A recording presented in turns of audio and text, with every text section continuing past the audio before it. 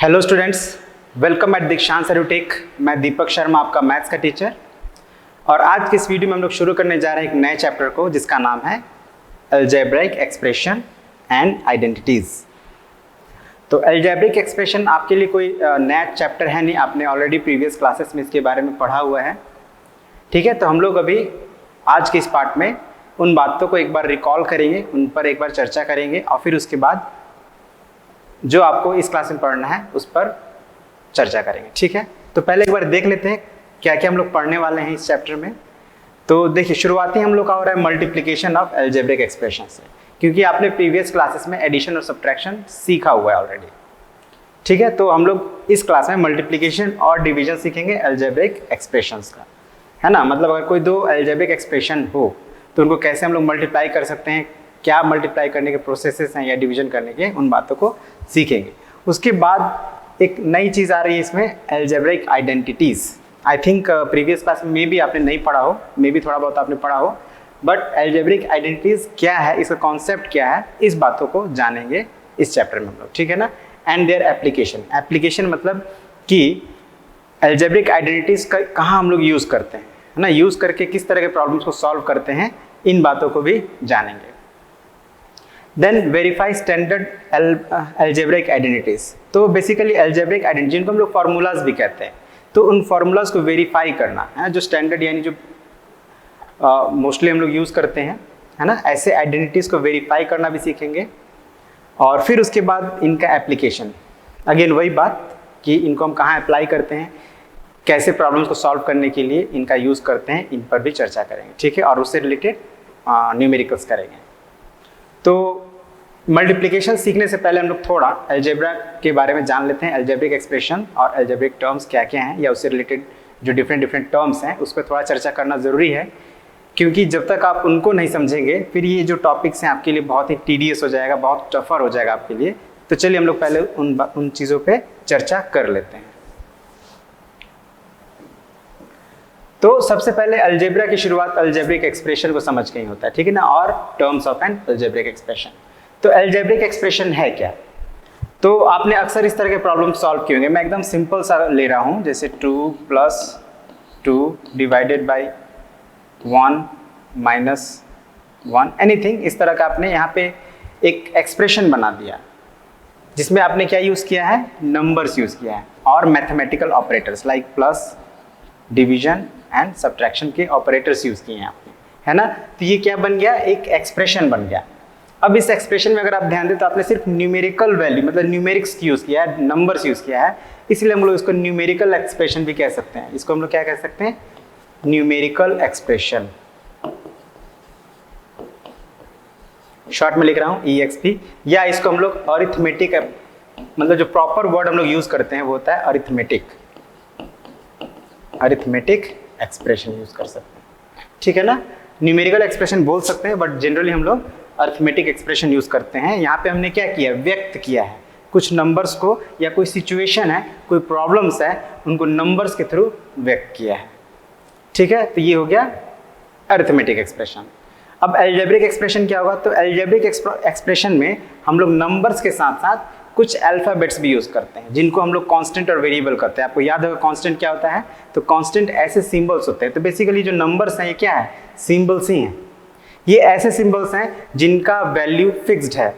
अगर ये कभी भी कहीं भी लिखा हो तो इसको हम लोग सिर्फ 2 ही समझेंगे, 2 के अलावा कोई दूसरा नहीं समझेंगे, है ना। 5 लिखा है तो 5 ही समझा जाएगा, उसको कोई दूसरा वैल्यू नहीं समझा जाएगा। लेकिन अगर हम लिखते हैं x या y या x² या YZ, तो यहाँ पे x और y ये बेसिकली क्या है, अल्फ़ाबेट्स हैं। ठीक है ना, क्या है, अल्फ़ाबेट्स हैं। लेकिन जब उन अल्फ़ाबेट्स को एक किसी नंबर के लिए यूज़ किया जाता है ना, यहाँ पे हम लोग x किसी नंबर के प्लेस पे यूज़ किए हैं, है ना, तो इस सिचुएशन में इसी अल्फ़ाबेट्स को हम लोग लिटरल्स कहते हैं। ठीक है ना, क्या बोलते हैं, लिटरल्स। अब ये लिटरल्स का जो वैल्यू होता है, जिस मतलब हम लोग किसी नंबर के बदले में इनको यूज़ कर रहे हैं, तो इसका कोई कौन सा नंबर होगा, इसका वैल्यू क्या होगा, ये फिक्स नहीं है। तो ऐसे सिंबल्स या लिटरल्स जिनका वैल्यू फिक्स नहीं है, ऐसे सिंबल्स को हम लोग वेरिएबल करते हैं। ठीक है ना, तो ये हो गए कांस्टेंट, ये हो गए वेरिएबल। और जब हम लोग कांस्टेंट और वेरिएबल दोनों का यूज़ करके हम लोग किसी प्रॉब्लम्स को मैथमेटिकल एक्सप्रेशन में जब व्यक्त करते हैं, जब रिप्रेजेंट करते हैं, तो वही कहलाता है हमारा अलजेब्रिक एक्सप्रेशन। ठीक है, अलजेब्रिक एक्सप्रेशन क्या हो गया? तो basically the combination of variables and constants along with arithmetic operators like plus, minus, division and subtraction are known as algebraic expression. अब इसको एग्जाम्पल समझते हैं। जैसे आपने इस तरह के एक्सप्रेशन बहुत देखे होंगे, x square plus 4x plus 4। ठीक है, तो यहाँ पे आप क्या देख रहे हैं?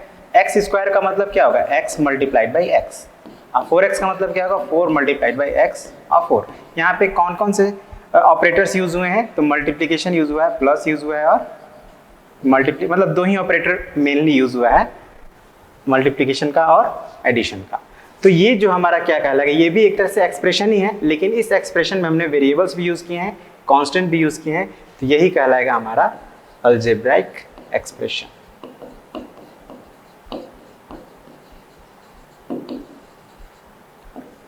ठीक है, अलजेब्रिक एक्सप्रेशन बन गया। अब आप यहाँ पे कुछ बातों का ध्यान दीजिए।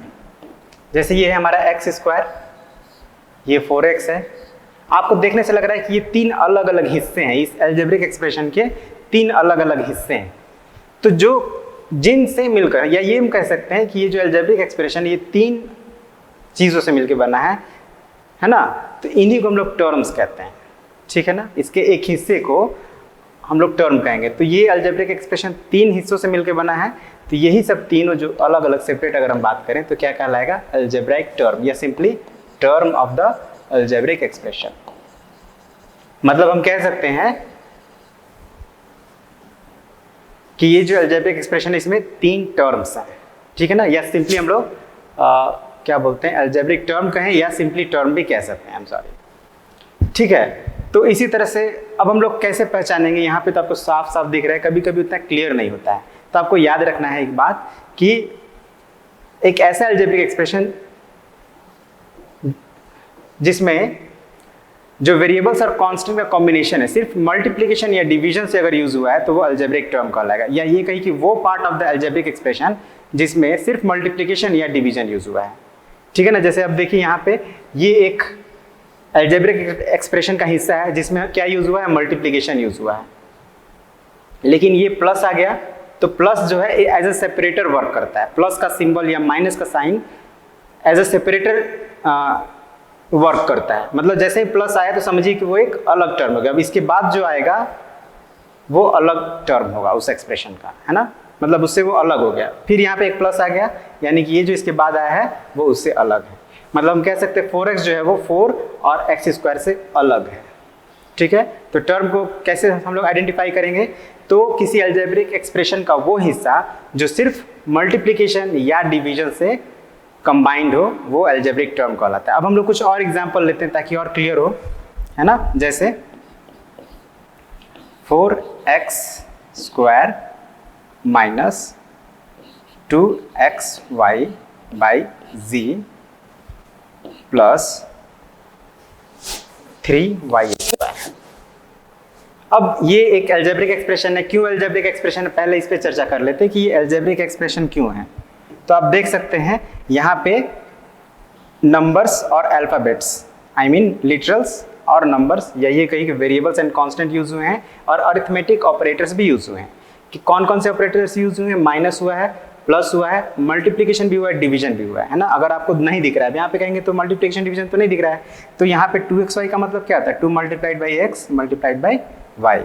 और ये जो सिंबल है इसका मतलब क्या होता है? डिवीजन का मतलब होता है, इसका मतलब होता है डिवीजन। तो देख रहे हैं मल्टीप्लिकेशन यूज हो गया, यहाँ पे डिवीजन यूज हो गया। यहाँ भी कुछ नहीं है तो हम क्या समझेंगे? मल्टीप्लाई है, यहाँ भी मल्टीप्लाई का सिंबल है।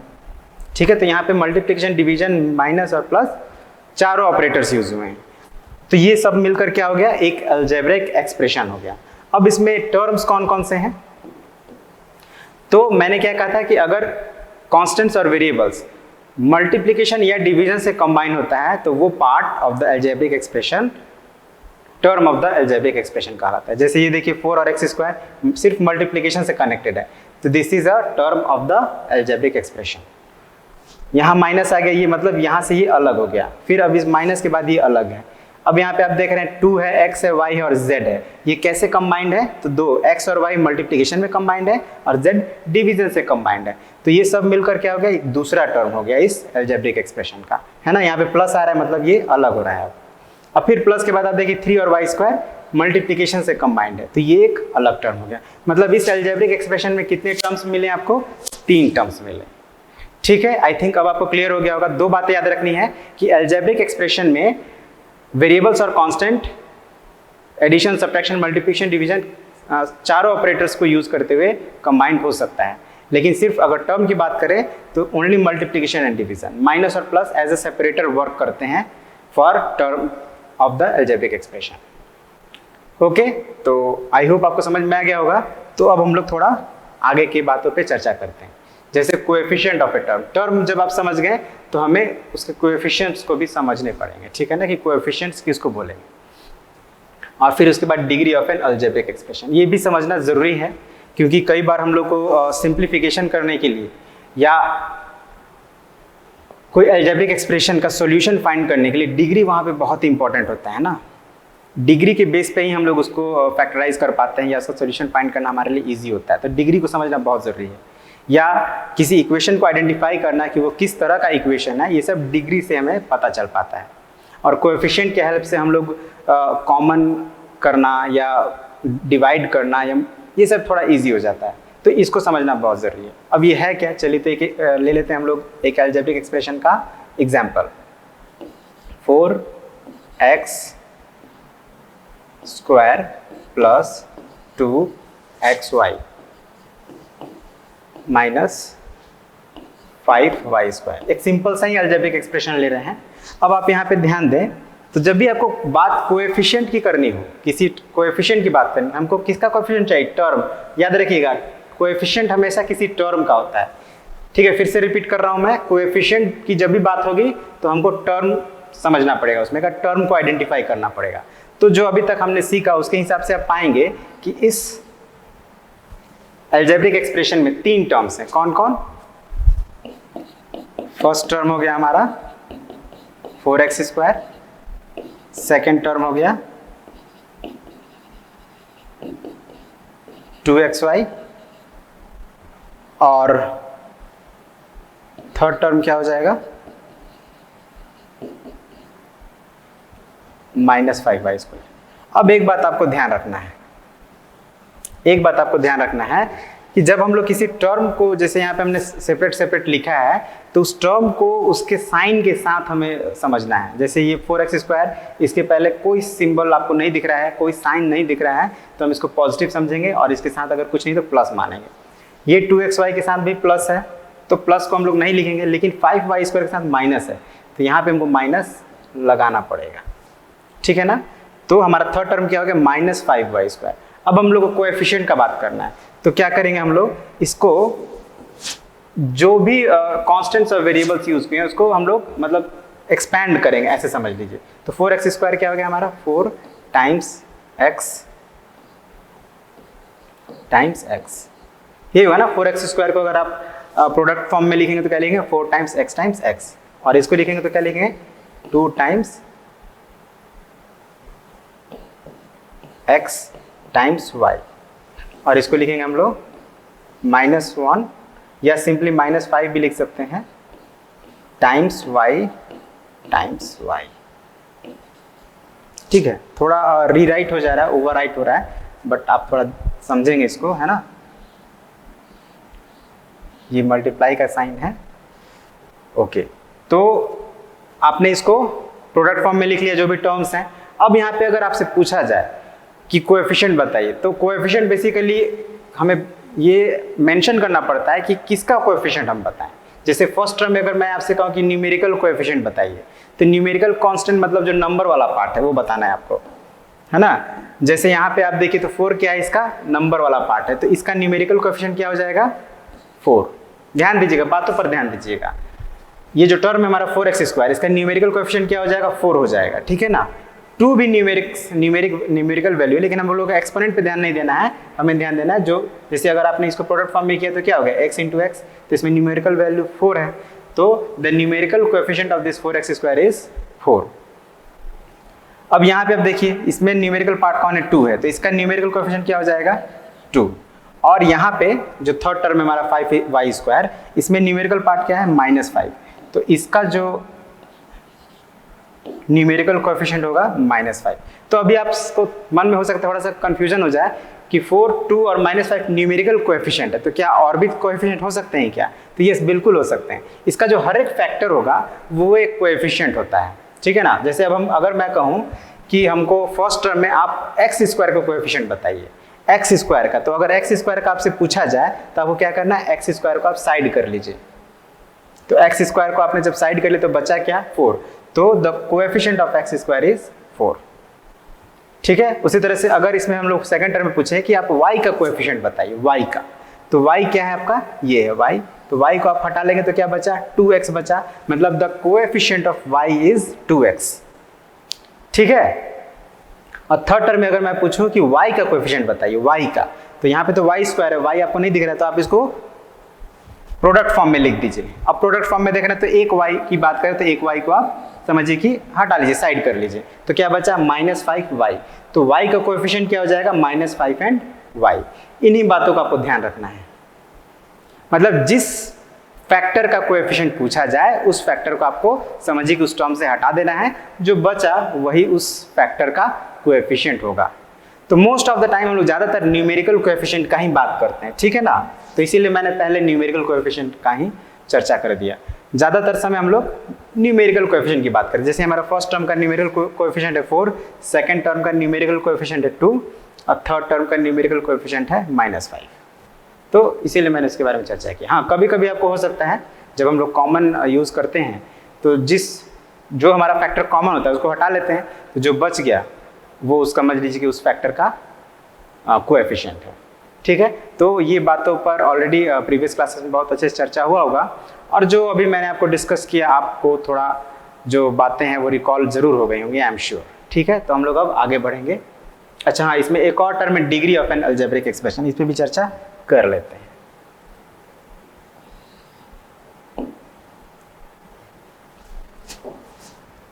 कोएफिशिएंट ऑफ द टर्म समझ गए, जब भी कोएफिशिएंट की बात होगी तो समझ लेना है ये टर्म की बात हो रही है ना, पहले टर्म को आइडेंटिफाई करेंगे फिर उस पर्टिकुलर टर्म का कोएफिशिएंट का बात करेंगे, ठीक है।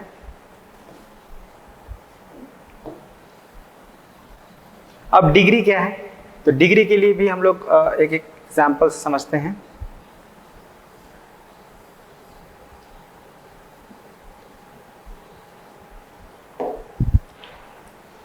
तो जब डिग्री की बात होगी तो अलजेब्रिक एक्सप्रेशन की बात की, मतलब हमें पूरा एक्सप्रेशन पर ध्यान देना है, ठीक है ना, ये कंफ्यूजन होता है।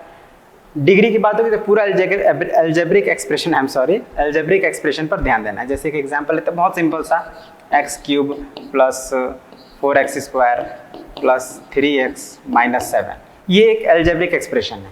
अब आप यहाँ पे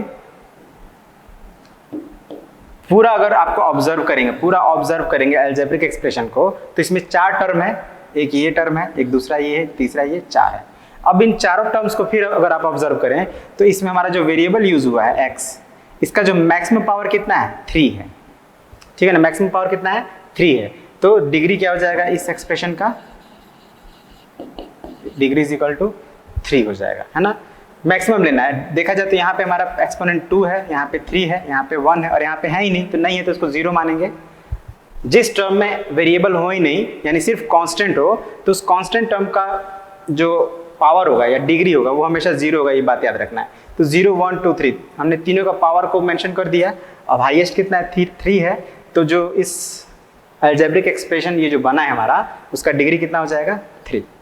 अब यहाँ तक अलजेब्रिक एक्सप्रेशन था सिंगल वेरिएबल वाला। अगर कोई एक ऐसा अलजेब्रिक एक्सप्रेशन जिसमें 2 वेरिएबल यूज हो, जैसे कि 2a³ - 3a² b 3, जैसे कोई दूसरा नंबर ले लेते हैं, 12a² b + 6ab² - b³, ये एक अलजेब्रिक एक्सप्रेशन है। ये एक ऐसा अलजेब्रिक एक्सप्रेशन है जिसका जो वेरिएबल है वो a और b है। अब इसका डिग्री क्या होगा, तो आप ध्यान दें, ये इसमें कितने टर्म है, 1, 2, 3 एंड 4 टर्म्स हैं।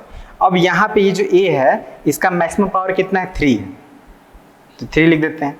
यहाँ पे a का मैक्सिमम पावर 2 है और b का पावर 1 है। जब अगर दो हो, किसी टर्म में 2 वेरिएबल्स यूज हो रहे हो, तो हमको उन दोनों के पावर का सम कर देना, जैसे 2 इसका है और 1 इसका है, तो इसका क्या हो जाएगा, 3 ही हो जाएगा। उस तरह से यहाँ भी एक a है और b है, a का पावर 1 है और b का 2 है, तो ये भी 3 हो गया और b का 3 है। मतलब यहाँ पे आप देख रहे हैं कि सबका जो पावर है, जो डिग्री है, सेम ही, हर एक टर्म का डिग्री सेम है। तो इस अलजेब्रिक एक्सप्रेशन का डिग्री क्या हो जाएगा, 3। अब ये एग्जांपल लेने का पर्पस ये था कि अगर 2 वेरिएबल्स हो तो हम कैसे उसका डिग्री निकाल सकते हैं। अगर उसी तरह से 3 होता, किसी टर्म में 3 वेरिएबल्स यूज हुए होते हैं, तो तीनों के पावर को हम सम अप कर देते हैं और फिर लास्ट में हम चेक करते हैं कि कौन सा ऐसा टर्म है जिसका डिग्री सबसे ज़्यादा आ रहा है, तो वही उस अलजेब्रिक एक्सप्रेशन का डिग्री कहलाता। ठीक है, आई होप समझ गए होंगे, क्योंकि ये पुरानी बातें हैं, हम लोग सिर्फ रिकॉल कर रहे थे। अब हम लोग देखते हैं आगे का क्या है, types of algebraic expression. Okay, तो टाइप्स ही तो बहुत सिंपल है। Generally types of algebraic expression depend करता है नंबर ऑफ टर्म्स के ऊपर, नंबर ऑफ टर्म्स के ऊपर। जैसे सपोज कीजिए सिर्फ लिख दिए 4x², तो यहाँ पे कितने टर्म्स हैं, 1 है, नंबर ऑफ टर्म्स इज 1, तो इसको हम लोग क्या कहेंगे, मोनोमियल।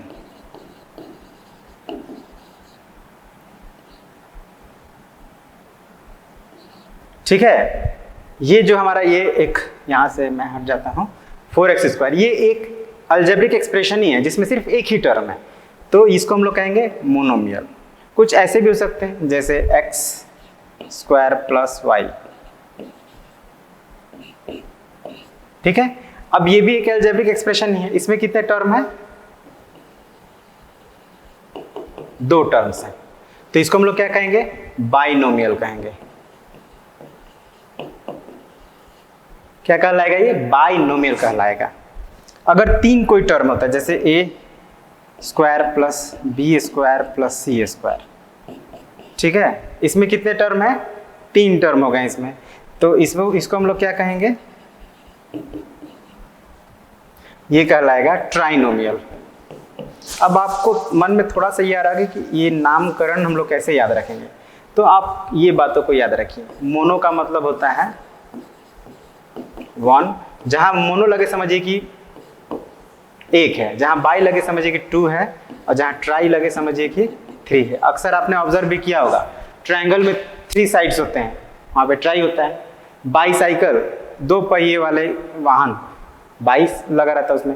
जहां मोनो लगा रहेगा समझिए कि 1, केमिस्ट्री में पढ़े होंगे कार्बन डाइऑक्साइड, मोनोऑक्साइड, मोनो है मतलब एक, उसमें एटम्स हैं। डाई भी यूज होता है 2 के लिए, ठीक है, ट्राई यूज होता है 3 के लिए यूज होता है। तो ये सब अगर आप इसको प्रीफिक्स कह सकते हैं, अगर प्रीफिक्स अगर आप कोई ध्यान रहेगा तो आपको ये याद करने में कोई मुश्किल नहीं है ना। टर्म इज इक्वल टू 1 तो monomial, term is equal to 2 तो बाइनोमियल, 3 है तो ट्राइनोमियल। अगर 4 हुआ तो 4 के लिए हम लोग यूज करते हैं क्वाड। क्वाड का मतलब होता है 4, तो मतलब अगर कोई 4 टर्म वाला एकदम सिंपल सा लेते हैं, x + y + z + v ले लेते हैं, ठीक है ना। यहाँ पे 4 वेरिएबल्स यूज हो गए, यहाँ पे टर्म्स इज इक्वल टू कितने हैं, 4, तो इसको हम लोग क्या कहेंगे, क्वाड। लेकिन हाँ, इसमें थोड़ा RI लगा दिया जाएगा, क्वाड्रिनोमियल। ठीक है, अब 5 हो तो कहने का मतलब कि हम लोग अब सबके लिए कॉमन अगर कुछ वर्ड यूज हुआ है तो पोलिनोमियल यूज हुआ है, याद रखिएगा, ठीक है ना। कॉमन जैसे बाइनोमियल हो गया, ट्राइनोमियल हो गया, क्वाड्रिनोमियल,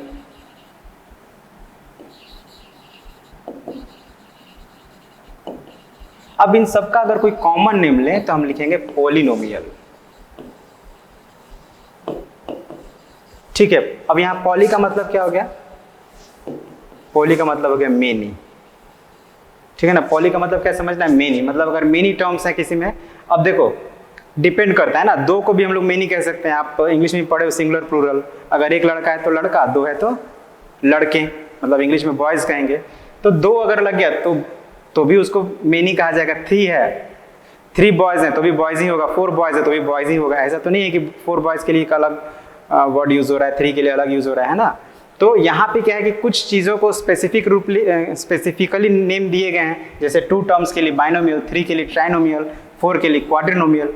लेकिन एक कॉमन नेम क्या दिया गया इनके लिए? पॉलिनोमियल। मतलब अगर 5 टर्म्स हो गए तो भी पॉलिनोमियल कहेंगे, 6 टर्म्स हो गए तो भी पॉलिनोमियल कहेंगे, 7 टर्म्स हो गए तो भी पॉलिनोमियल कहेंगे, है ना। ये कॉमन नेम है, बस इसमें कंफ्यूज मत होइएगा, ठीक है।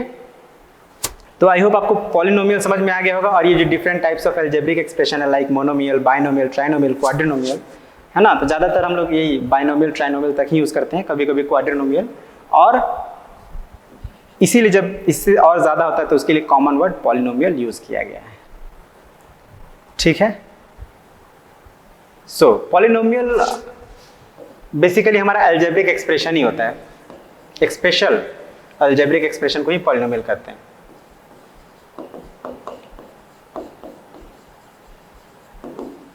ठीक है ना। पॉलिनोमियल क्या है हमारा?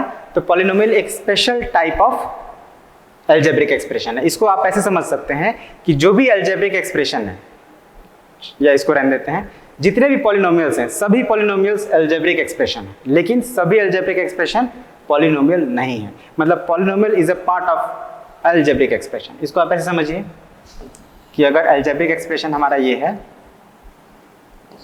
अलजेब्रिक एक्सप्रेशन, तो इसके अंदर कहीं होता है पॉलिनोमियल, है ना। मतलब सभी पॉलिनोमियल अलजेब्रिक एक्सप्रेशन का ही पार्ट है, लेकिन सभी पॉलिनोमियल, कुछ पॉलिनोमियल मतलब कुछ अलजेब्रिक एक्सप्रेशन ऐसे हैं जो पॉलिनोमियल नहीं है। तो हम लोग कैसे आइडेंटिफाई कर सकते हैं सभी अलजेब्रिक एक्सप्रेशन में पॉलिनोमियल को कैसे आइडेंटिफाई करते हैं, इस पे थोड़ा हम लोग बात कर लेते हैं। तो देखिए एक एग्जांपल से, जैसे मैंने लिखा 4x² माइनस 3x/y प्लस 2। तो ये क्या है? एक अलजेब्रिक एक्सप्रेशन है, क्योंकि यहाँ पे हमने कांस्टेंट और वेरिएबल को multiplication, division, subtraction and addition के सिंबल को यूज करके साथ कंबाइन किया है। तो this is an algebraic expression. लेकिन क्या ये पॉलिनोमियल है? चलिए इसको एक और एग्जांपल समझते हैं। 3x² plus 5xy minus 2। अब ये भी एक अलजेब्रिक एक्सप्रेशन है, लेकिन इन दोनों में क्या अंतर है? तो अगर आप ध्यान दें, यहाँ पे जिसका जो वेरिएबल है x, यहाँ पे xy, वेरिएबल पर ही ध्यान देना है आपको, ठीक है ना। ये जो टर्म है इसमें एक वेरिएबल है x, इस टर्म में 2 वेरिएबल है x और y, और इस टर्म में कोई वेरिएबल नहीं है। यहाँ पे भी ध्यान दीजिए, एक वेरिएबल है x, इस टर्म में 2 वेरिएबल है x और y, और इसमें कोई वेरिएबल नहीं। अब डिफरेंसेस ये है कि यहाँ पे जो हमारा वेरिएबल है x, इसका जो पावर है, मतलब एक्सपोनेंट जो है, इसको n से अगर एक्सप्रेस करें तो n = 2 है। यहाँ पे अगर n से करें तो n = 1 है x का। लेकिन यहाँ पे ये जो n है, इसका पावर वैल्यू हो जाएगा -1। अब -1 कैसे होगा? तो आपको याद होगा, हम लोग लिखते हैं ना 1/a = a⁻⁻1 लिखते हैं। तो इसी तरह से ये 1/y समझ ली, 3x/y है। नेक्स्ट पेज पे समझते हैं, वहाँ एक टर्म है 3x/y, तो इसको हम लोग ऐसे लिख सकते हैं 3 × x × 1/y, और ये क्या हो गया? 3x × y⁻⁻1 हो गया। मतलब y का पावर क्या हो गया? -1 हो गया, है ना। यहाँ पे y का पावर क्या है? -1। यहाँ पे तो कोई वेरिएबल नहीं है, तो इसका 0 हो गया डिग्री। यहाँ पे अब आप ध्यान दें तो यहाँ पे x का जो डिग्री पावर है वो 2 है, यहाँ पे x का पावर 1 और y का भी 1 है, और यहाँ पे 0 है। क्या डिफरेंस है? यहाँ पे जो भी पावर्स हैं, जो एक्सपोनेंट्स हैं वेरिएबल के, सब होल नंबर्स में है, लेकिन यहाँ पे क्या है? एक ऐसा है जो निगेटिव नंबर है ना। y का जो पावर क्या है? निगेटिव है। यही डिफरेंसेस है, और यही बात आपको ध्यान रखना है। इसी से आप अलजेब्रिक एक्सप्रेशन से पॉलिनोमियल को आइडेंटिफाई कर पाएंगे। कभी भी किसी भी अलजेब्रिक एक्सप्रेशन के किसी वेरिएबल का पावर अगर निगेटिव हो जाए या फ्रैक्शन में आ जाए, तो वो पॉलिनोमियल कभी भी नहीं कहलाएगा। पॉलिनोमियल कहलाने के लिए एक ही कंडीशन है कि उसके जो भी वेरिएबल्स होंगे, जो भी पावर्स होंगे, जो वेरिएबल्स के जो पावर्स होंगे, वो हमेशा होल नंबर्स में होने चाहिए। मतलब 0, 1, 2, 3, 4 इस तरह से होना चाहिए, निगेटिव नहीं होना चाहिए, है ना। तो ये एक तरीका है हमको पॉलिनोमियल को अलजेब्रिक एक्सप्रेशन से अलग करने के लिए। मतलब ये अलजेब्रिक एक्सप्रेशन तो है, साथ ही साथ पॉलिनोमियल भी है, लेकिन ये पॉलिनोमियल नहीं है। इसको हम लोग पॉलिनोमियल नहीं कह सकते। अलजेब्रिक एक्सप्रेशन तो कहेंगे लेकिन पॉलिनोमियल नहीं कहेंगे, बस यही आपको ध्यान रखना है। एक और एग्जांपल लेते हैं थोड़ा और क्लैरिटी के लिए। जैसे सपोज कीजिए 2x square minus 4√x plus 7। अब यहाँ पे देखिए, यहाँ पे x का पावर क्या है, क्या लिखते हैं, 0 लिख देते हैं सिंपली, आप समझिए।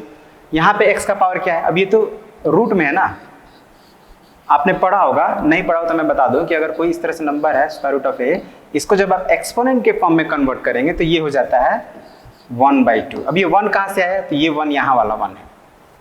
आप ऐसे भी याद रख सकते हैं, a⁴m = a m/n, मतलब ये फ्रैक्शन के फॉर्म में आ जाता है। जब भी स्क्वायर रूट लगा हो या कोई भी यहाँ पे क्यूब रूट हो या 4 हो 5 हो कुछ भी हो, तो जब आप उसको एक्सपोनेंट के फॉर्म में लिखेंगे तो उसका जो पावर होगा वो फ्रैक्शन के फॉर्म में आ जाएगा। और अगर किसी वेरिएबल का पावर फ्रैक्शन के फॉर्म में आया तो फिर वो पॉलिनोमियल नहीं कहलाएगा। मतलब इसको मैं ऐसे लिख सकते हैं 2x² - 4x⁴1/2 + 7। मतलब यहाँ पे हमारा x का जो पावर हो गया क्या हो गया, 1/2 हो गया। यहाँ पे तो 2 ठीक है, यहाँ पे 1/2 ये गड़बड़ है। सिर्फ इसी की वजह से हम लोग इस एक्सप्रेशन को पॉलिनोमियल नहीं कहेंगे। ठीक है, आई होप अब आप समझ गए होंगे पॉलिनोमियल किनको हम नहीं कहेंगे और किनको कहेंगे। चलिए, तो अब एक और चीज़ें हैं लाइक एंड अनलाइक टर्म्स, ये भी समझ लीजिए। क्योंकि जब आप किसी दो अलजेब्रिक एक्सप्रेशन को प्लस करते हैं तो वहाँ पे लाइक और अनलाइक टर्म्स को समझना आपको बहुत ज़रूरी है। बिना लाइक और अनलाइक टर्म को समझे आप ऐड नहीं कर पाएंगे। ओके, तो लाइक टर्म्स क्या होते हैं, तो जैसे सपोज कीजिए 4x², 3x² -2x²।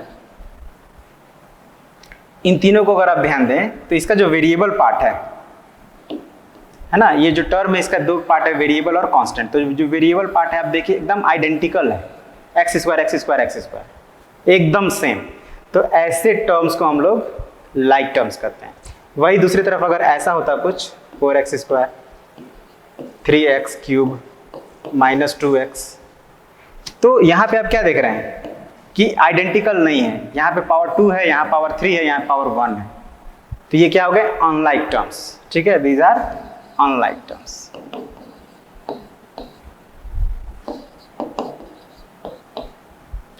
ठीक है ना, और एग्जांपल लेते हैं 9xy², 4x² -1/2xy। अब यहाँ पे आप देखिए वेरिएबल पार्ट को, x/y² है, दोनों में x/y आपको दिख तो रहा है लेकिन पावर सेम नहीं है। इसमें y का पावर 2 है, यहाँ y का पावर 1 है, यहाँ x का पावर 1 है, यहाँ x का पावर 2 है, यहाँ पे दोनों का पावर 1 है। तीनों के जो पावर्स हैं वो डिफरेंट है, वेरिएबल सेम है।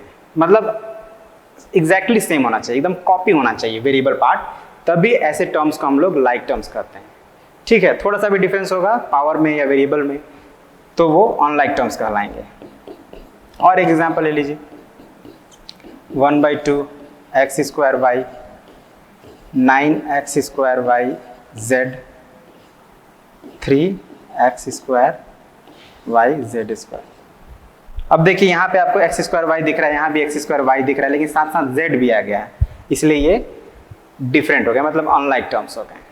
ओके, तो अनलाइक टर्म्स और लाइक टर्म्स का जरूरत हमें मोस्टली एडिशन और सब्ट्रैक्शन के समय पड़ता है। जब भी आप दो अलजेब्रिक एक्सप्रेशन को प्लस कर रहे हो या माइनस कर रहे हो, है ना, दो अलग अलग अलजेब्रिक एक्सप्रेशन को जब आप ऐड कर रहे हो या सब्ट्रैक्ट कर रहे हो तो वहाँ पे आपको यही बातें ध्यान रखनी होती हैं जोड़ते समय, क्योंकि लाइक टर्म्स को ही हम लोग जोड़ सकते हैं, अनलाइक टर्म्स को नहीं जोड़ सकते। इस बात को अपने दिमाग में अच्छी तरह से बैठा लेना है कि जब भी हम लोग किसी अलजेब्रिक एक्सप्रेशन को ऐड करेंगे तो जो उनके लाइक टर्म्स होंगे वही ऐड होंगे, जो अनलाइक टर्म्स होंगे वो ऐड नहीं होंगे, उनको हम लोग को एज इट इज लिख देना होता है। ठीक है, बाकी हम लोग करेंगे तो आपको क्लियर होगा। तो चलिए, अब क्वेश्चन आ ही गया, जो हमने अभी पढ़ा है उससे रिलेटेड कुछ क्वेश्चन हैं, कर लेते हैं। Which of the following expression is not a polynomial. ठीक है, इस पर हम लोग अच्छे से चर्चा किए थे। अब आप देखिए यहाँ पे x² है, इसका पावर क्या हो गया, फर्स्ट टर्म हम लोग सीक्वेंस में लिख रहे हैं, फर्स्ट टर्म का पावर 2 है, ये हम -x है, x का पावर क्या है 1 है, x ऊपर है तो उसका पावर 1 ही होगा, और यहाँ तो कुछ x है ही नहीं तो पावर 0 हो गया। इसको देखते हैं x² y, यहाँ पे हमारा जो वेरिएबल है इसका पावर 2 है, इसमें का जो वेरिएबल है उसका पावर 1 है और उसमें है ही नहीं 0। इसमें देखिए पावर 2, लेकिन यहाँ पे x क्या है, डेनोमिनेटर है, तो इसको जब आप ऊपर लेके जाइएगा तो इसका पावर क्या हो जाएगा, -1 हो जाएगा और ये पावर 0 है। और इसमें देखिए x का पावर 3 है, यहाँ पे x का पावर 1 है। देखिए ये स्क्वायर रूट 2 में है, कांस्टेंट में रूट रह सकता है, वेरिएबल में नहीं है, तो यहाँ हमको x का पावर देखना है, 1 है और 0 है। तो आप देखिए तो कौन नहीं लग रहा है, ऑब्वियसली इसमें ये एक जो पार्ट है इसमें एक आ रहा है निगेटिव नंबर, मतलब ये किसका है, c का। सो c is not a polynomial, बाकी सभी पॉलिनोमियल है। ठीक है, बहुत सिंपल सा है, समझ गए होंगे आप। अब next, the coefficient of -z in the term -9xyz, इसमें हमको -z का कोएफिशिएंट बताना है। ठीक है, तो -9xyz में से हमको दो चीज को हटा लेना है, किसको किसको, एक z को और एक माइनस को। z हटा लीजिए, माइनस हटा लीजिए, तो बचा क्या, 9xy बचा। 9xy कहाँ है, यहाँ है। सो b is the correct answer. ठीक है, बहुत सिंपल था। Again next question 3, on adding the expression 3x² 8xy -9 and the other is -2x² + 5xy and -11, इसको ऐड करना है और बताना है कि इसमें से कौन सा सही है। तो चलिए हम लोग क्विकली ऐड कर लेते हैं। 3x² + 8xy -9, 2x² -2x² है, + 5xy -11। अब आप ध्यान दें, मैंने कहा था कि लाइक टर्म्स को ही हम लोग ऐड कर सकते हैं। तो ये देखिए ये और ये लाइक टर्म्स हैं, तो इसके कोएफिशिएंट को हम लोग ऐड कर देते हैं, न्यूमेरिकल कोएफिशिएंट को। तो 3 + -2 कितना हो जाएगा, 1 हो जाएगा, मतलब x² हो गया। अब ये देखिए ये और ये अगेन लाइक टर्म्स है, xy यहाँ भी xy यहाँ भी है, सेम एकदम आइडेंटिकल है, तो इसके कोएफिशिएंट न्यूमेरिकल कोएफिशिएंट को जोड़ देना है। तो 8 + 5 13 xy, और ये दोनों तो कांस्टेंट टर्म है, तो -9 और -11 कितना, तो दोनों निगेटिव है तो जोड़ देंगे 20 हो जाएगा। लेकिन निगेटिव का आंसर निगेटिव ही आता है, निगेटिव का सम निगेटिव ही आता है, तो -20 हो गया। तो मैच कर लीजिए, x² + 13xy -20 कौन सा है, b है, तो b is the correct answer. समझ में आ गया होगा आपको, आई होप, है ना। अब question number 4, if x is equal to this one. अब यहाँ पे x बेसिकली ऐसे स्क्वायर ऑफ x है और ये जो ट्रायंगल ऑफ x है इसमें छूट गया है, इस तरह का कुछ है। हमें वैल्यू फाइंड करना है 8 और 5 का, -40 इज। तो देखिए यहाँ पे स्क्वायर बना हुआ है, x के ऊपर स्क्वायर बना है, यहाँ पे 8 के ऊपर स्क्वायर बना है, इसका मतलब हमको x के प्लेस पे 8 रखना है। ठीक है, तो इसको हम लोग हल कर लेंगे x का वैल्यू 8 रख के। फिर यहाँ पे ट्रायंगल के ऊपर x बना है और यहाँ पे ट्रायंगल के अंदर 5 है, तो इसमें हमको x का वैल्यू 5 रख के सॉल्व करना है और फिर जो आएगा उसमें से -40 कर देना है। चलिए इसको हम लोग सॉल्व करते हैं, ध्यान दीजिएगा। 8 + 5 -40। अब यहाँ पे स्क्वायर 8 है ना, स्क्वायर ऑफ 8, तो हम लोग यहाँ पे स्क्वायर ऑफ x ही है, इसमें x का वैल्यू रखेंगे, क्या हो जाएगा 7/4 × 8 - 3 प्लस, अब ट्रायंगल ऑफ 5, तो ट्रायंगल ऑफ x कितना है 4/5x², यानी 4/5 × x² मीन्स 5 का स्क्वायर। x का हम लोग x का वैल्यू वही लेंगे जो इसके अंदर आएगा, 5 है तो इसके जगह पे 5 हम रख दें, यहाँ पे 8 था तो 8 रख दें यहाँ पे। बात समझ में आ गया। और उसके बाद क्या करना है -40। तो इसको जब आप सॉल्व करेंगे तो ये देखिए क्या हो जाएगा, ये 4 से 2 टाइम्स में कटेगा और ये 5 से ये एक स्क्वायर कैंसिल हो जाएगा। तो आप देखिए तो 14 - 3 11, 14 - 3 11 और 4 × 5 = 20 -40, तो कितना हो जाएगा -9 होगा आंसर। ठीक है,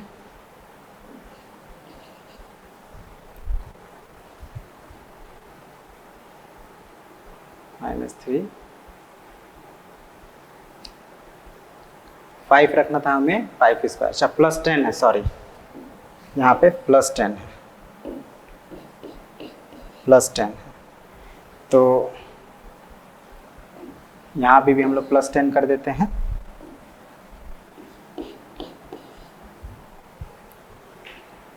-3 +10, ओके। उसके बाद है यहाँ -40, आई एम सॉरी, फिर उसके बाद -40, ये छूट गया था हम लोग का। तो अब अगर ध्यान दें तो 20 प्लस 10, 30 एन प्लस 11,